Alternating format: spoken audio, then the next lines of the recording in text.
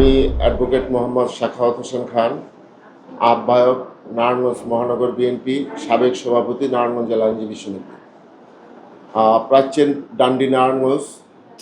রাজনৈতিকভাবে এই নারায়ণগঞ্জের গুরুত্ব অপরিসীম। রাজনৈতিক প্রতিটি আন্দোলন সংগ্রামে নারায়ণগঞ্জের মানুষ অগ্রণী ভূমিকা পালন করেছে। গত 15 বছর ফ্যাসিস্ট শেখ হাসিনা বিরোধী আন্দোলনে নারায়ণগঞ্জ মহানগর বিএনপি এবং সর্বস্তরের নেতাকর্মীরা অনেক ত্যাগ তিতিক্ষার পরে এই নারায়ণগঞ্জ যে যে সন্ত্রাসের জনপদে পরিণত করেছিল গডফাদার শামীম ওসমান, সেই গডফাদারের জেলায় আমরা অনেক কষ্টে রাজনীতি করেছি। আপনারা জানেন যে আমাদের উপরে সবসময় মামলা, খুন, গুম, হত্যা, নির্যাতনের একটা খড়গড় সবসময় চালিয়েছে এই শামীম ওসমান। সেই অবস্থাটা আমাদের জন্য অত্যন্ত ভয়াবহ একটা সময় ছিল। আমরা আমি বহুবার জেল খেটেছি এবং আমার বিরুদ্ধে অনেক মামলা মোকদ্দমা দেওয়া হয়েছিল। আমার ছেলে শাহরিয়ার একমাত্র ছেলেকে অপহরণ করে গুমের চেষ্টা করা হয়েছে, আমাকে দৈহিকভাবে নির্যাতন করা হয়েছে। আমি যে সময় 2014 সনে এই 7 খুনের ঘটনা বিচারের জন্য দুর্বার আন্দোলন গড়ে তুলেছিলাম এই নারায়ণগঞ্জে, ওই সময় থেকেই আওয়ামী লীগ আমার উপরে রুষ্ট হয় এবং আমার প্রতি প্রতিশোধ পরায়ণ হয় এবং সেই প্রতিশোধ পরায়ণ হয়ে আমার প্রতি, আমার পরিবারের প্রতি এবং আমাদের নারায়ণগঞ্জের সকল স্তরের নেতাকর্মীর প্রতি এই আওয়ামী লীগের উপর থেকে অজস্র মামলা মোকদ্দমা এবং অনেককে খুন, অনেককে জেলে ভরে রেখেছিল, অনেকে জেলখানায় পর্যন্ত মৃত্যুবরণ করেছে। এরকম একটা অবস্থা আমরা পার করেছি। এখন 5ই আগস্ট যে জুলাই বিপ্লব হয়েছে, সেই বিপ্লবের মাধ্যমে বিপ্লবে এই নারায়ণগঞ্জের মানুষের অনেক ভূমিকা ছিল। নারায়ণগঞ্জ একটি অগ্নিগর্ভ নারায়ণগঞ্জ হয়েছিল, সেখানে আমাদের মহানগর বিএনপির বলিষ্ঠ ভূমিকা ছিল। তো আমরা গত 15 বছর এই নারায়ণগঞ্জের মানুষের পক্ষে থেকেছি। নারায়ণগঞ্জের মানুষের সুখে দুঃখে সবসময় তাদের সাথে কাঁধে কাঁধ মিলে আমরা বিপদে আপদে নারায়ণগঞ্জের মানুষের সাথে থেকেছি। আপনারা দেখেছেন যে প্রতিটি নেতাকর্মী আইনি সহায়তা থেকে শুরু করে সকল ক্ষেত্রে আমার দল সবসময় ভূমিকা পালন করেছে। আমাদের নেতা তারেক রহমান আমাদেরকে যে নির্দেশনা দিয়েছে, সেই নির্দেশনা অনুযায়ী আমরা চেয়েছি যে নারায়ণগঞ্জে এই দলটি পরিচালিত হোক এবং আমরা চূড়ান্ত 5ই আগস্ট বিজয়ের মাধ্যমে এই নারায়ণগঞ্জ না শুধু সারা বাংলাদেশে যে গণতন্ত্রের একটি সুবাতাস বইছে, সেই সুবাতাসের যে ফলাফল সেটা যাতে সুন্দর হয় এবং নারায়ণগঞ্জের মানুষ যাতে আগামীতে যে নির্বাচন হবে সেই নির্বাচনে যাতে সুন্দরভাবে ভোট দিতে পারে, একটি সুষ্ঠু নির্বাচন হয়, সেটাই আমরা প্রত্যাশা করি। ইতিপূর্বে আমি নারায়ণগঞ্জ সিটি কর্পোরেশনের থেকে 16 সনে বিএনপি থেকে নির্বাচন করেছিলাম মেয়র পদে। সেই সময় আমি নির্বাচিত হওয়ার পরেও সরকার জোর করে আমাকে হারিয়ে দিয়েছিল। আগামীতে দল আমাকে যেখানে যোগ্য মনে করবে, নারায়ণগঞ্জ 5 আসনের তথা নারায়ণগঞ্জ শহরের সকল মানুষের আপদে বিপদে সবসময় আমি পাশে থেকেছি। বর্তমানে প্রতিটি পাড়া মহল্লা এবং প্রতিটি জায়গায় আমার পদচারণা রয়েছে, নেতাকর্মী সহ সাধারণ মানুষের সাথে যোগাযোগ রয়েছে এবং নারায়ণগঞ্জের উন্নয়নে এবং নারায়ণগঞ্জের সকল কার্যক্রমে সবসময় নারায়ণগঞ্জের মানুষের পাশে থাকার চেষ্টা করেছি এবং আগামীতেও আমরা চেষ্টা করব যাতে নারায়ণগঞ্জ যে অবহেলিত, নারায়ণগঞ্জ ঢাকার অতি সন্নিহিত হওয়ার পরেও নারায়ণগঞ্জের মানুষের যাতায়াত ব্যবস্থা এবং শিক্ষা ব্যবস্থা, চিকিৎসা ব্যবস্থা এতেই ভঙ্গুর যে নারায়ণগঞ্জের যে কোনো লোক অসুস্থ হলে শিক্ষার জন্য ঢাকাতে যেতে হয়। সে অবস্থাটা থেকে আমরা নারায়ণগঞ্জকে উত্তরণ করতে চাই। নারায়ণগঞ্জের যে অভিশাপ শীতলক্ষ্যা সেতু, সেই শীতলক্ষ্যা সেতু এখন পর্যন্ত আমরা এখানে করতে পারি নাই।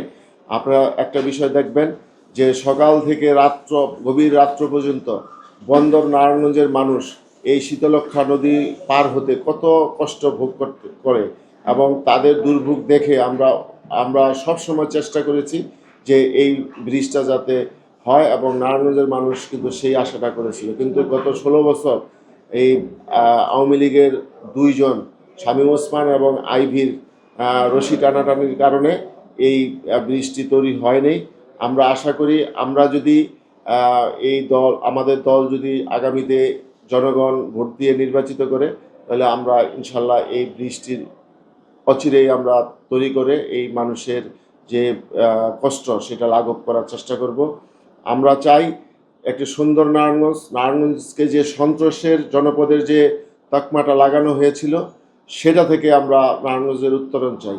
আমরা চাই না আমাদের দলের মধ্যে কেউ গডফাদার হয়ে উঠুক। আমরা চাই না আমাদের দলের কোনো নেতাকর্মী জনগণের কষ্টের কারণ হোক। আমরা চাই জনগণের পাশে থাকতে, জনগণের উপকার করতে, এই নারায়ণগঞ্জের উপকার করতে।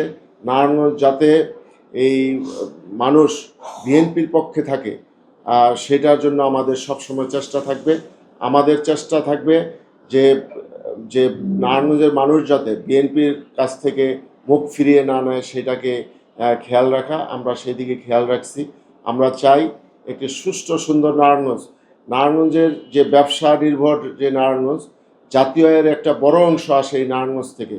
সেই হিসাবে নারায়ণগঞ্জে যেভাবে উন্নয়ন হওয়া দরকার সেটা কিন্তু এখন পর্যন্ত হয়নি। নারায়ণগঞ্জকে এখনও সি ক্যাটাগরির একটি জেলা হিসাবে নারায়ণগঞ্জের উন্নয়নের ক্ষেত্রে পিছিয়ে রয়েছে। সুতরাং আমরা চেষ্টা করব নারায়ণগঞ্জকে এ ক্যাটাগরির একটি জেলায় পরিণত করতে, এবং যাতে নারায়ণগঞ্জের উন্নয়নের ক্ষেত্রে, নারায়ণগঞ্জের মানুষের কষ্ট লাঘবের ক্ষেত্রে কোনো প্রতিবন্ধকতা সৃষ্টি না হয়। একটা বিষয় সবসময় আমরা জানি যে নারায়ণগঞ্জের মানুষ রাজনৈতিক সচেতন।